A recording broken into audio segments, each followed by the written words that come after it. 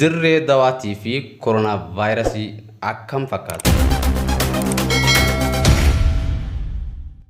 Uummanni karaa maleedhaan Jabuutiirraa daangaa dabruudhaan dirree dawaa seenaa jiru. Hawaasa dirree dawaa akka yaachisaa jiru hawaasni dirree dawaa dubbateera.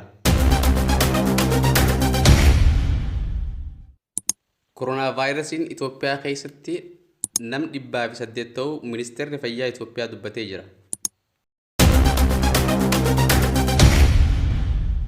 السلام عليكم ورحمة الله تعالى وبركاته. وبلين ياكم نجا فيان سنين جا أسمان إرجات إن شاء الله هنغان إيجود بدسن إبسس نيقول داف أصلي هديتين جرا إن شاء الله channel لكنياس لايك سبسكرايب قدون دقتنا نسلين جا بلشين سيدر دوا نموت در دوا كيس جراتنيف نمون جبوت الراخاني در دوا كيس لخط جودان سيناجرن مقالة دبي قرتي كورونا فيروس تين أكن ساد اللي akka hawaasni dammaqinsa firraa eegee namoota waan kanan dhokotee magaalaa keessa seenu mootummaadhaaf ibsu hawaasa gaafatee jira. Hawaasninis labsa mootummaan baaste kana dhagahee namoota dhokotanii Jabuutirraa ka'anii dirree dawaa keessa seenan akkasumas deebii naannoo 5 kiiloomeetirii keessa seenan akka gartee qoratee toohatee if eeggannoodhaan yoo kan gartee namoonni akkasii kan jiraatan taate mootummaadhaaf dabarsanii kannan mootummaan dirree dawaatii fi akkasuma mootummaan Itoophiyaa federaala Itoophiyaa dubbachaa jirti. Tanaaf hawaasni keenya kan dirree dawaa if eeggannaa cimtuudhaa fi akka dhukkuba koronaa vaayirasiitiin hin saaxilamneef if eeggannaa godhaa hawaasa isaaniitis eegaa namoota dhokotanii gartee magaalaa dirree dawaa keessa dhokachuudhaan seenaa jiran akka ilaalcha jabduudhaan firraa eeganii dhibee koronaa vaayirasii tirraan najaa baasan asumaan gaafanna.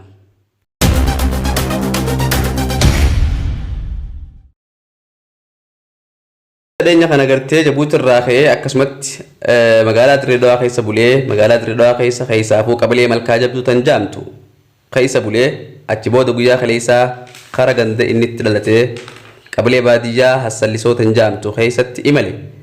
Qabaleen isaaniitis dammaqinsaan namchicha kun gartee osoo mootummaan quban qabne magaalaa ganda keenya seenee waan jiruun xaaxaaqii ganda isaanii eeyduu fi akkasuma uummata gartee qabalee ganda isaanii bulchituun labsa itti himanii akka namchicha kun to'annaa jala oolee mootummaan dirree dawaa kwaarantiin akka teessistu dhaamsi nu gahee jira.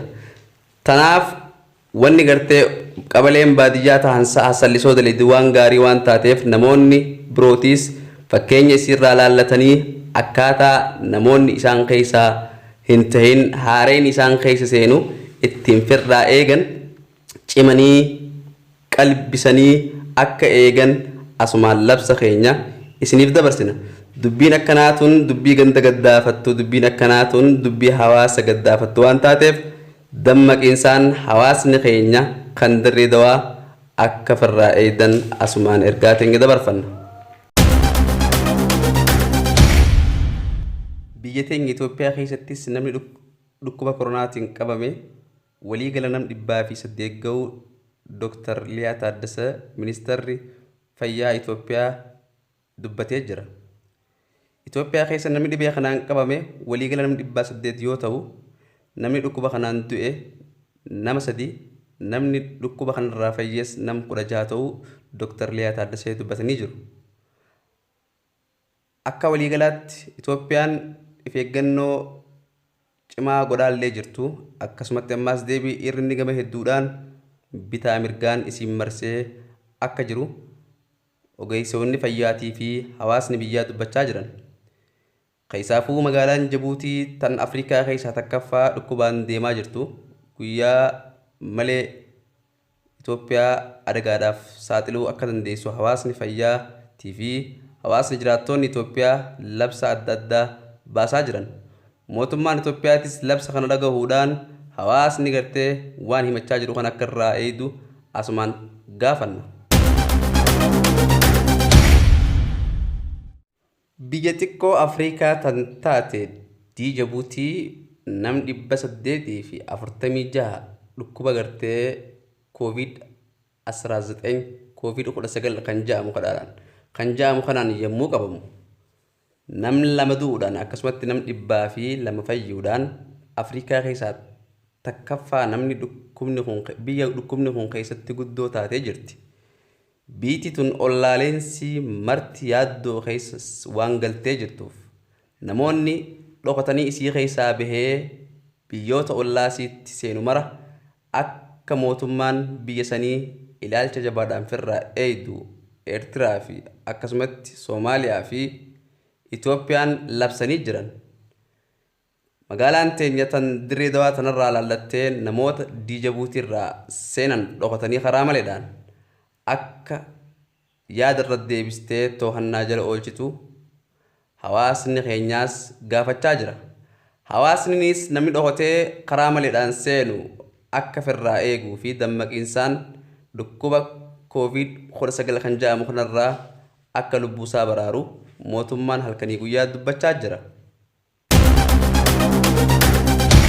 Akka addunyaatti namni dhibee COVID-19 qabame nam miliyoona 2,400 ol ta'uunsaa dhagahamee jira. Namoonni dhibee kanarraa fayyanis nam 624 ol ta'uunsaa himamee jira. Namni dhibee kanaan galaafamee lubbuunsaa addunyaarraa deemtees nam 660 ol ta'uunsaa himamee jira.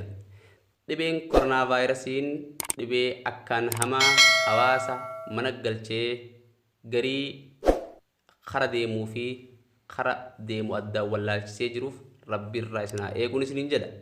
Inshaallah obboleeyyan kiyya oduun arraaf qabadhee dhihaadhe tana fakkaatti oduu birootiin hanga walitti dachaanuu ammaaf turtii gaariin isiniin jaa.